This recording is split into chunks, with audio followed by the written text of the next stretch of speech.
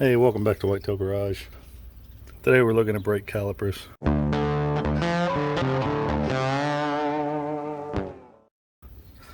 I wasn't going to mess with these at first, and then I decided, oh, I better replace them. Then you can't find replacements anywhere. They're out of stock everywhere, literally everywhere. So I went ahead and pulled them off the car, popped the pistons out. The pistons look like they're in pretty good shape, and I'm soaking overnight in parts cleaner because there's a little bit of varnish on them that I'm going to try and remove. And I'm going to clean these up.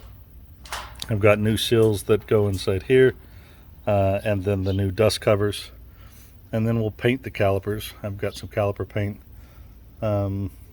keep them from rusting again, and so that's what we're working on next. See, these had some tarnish on the side. It was just old solidified brake fluid, and you see it's just rubbing right off in this cleaner. I'm going to use this cleaner with a plastic brush to just make sure I'm getting out all of the tarnish or anything on the inside here that I should worry about.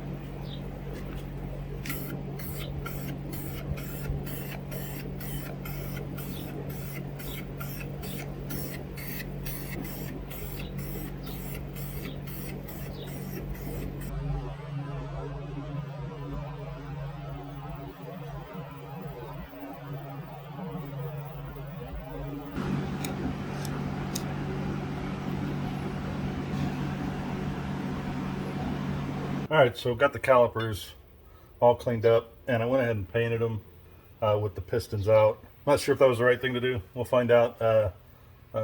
This paint is supposed to keep up with like brake cleaner and whatnot, but hopefully it doesn't eat it off right after I put it on. But so all cleaned up, they're in great shape.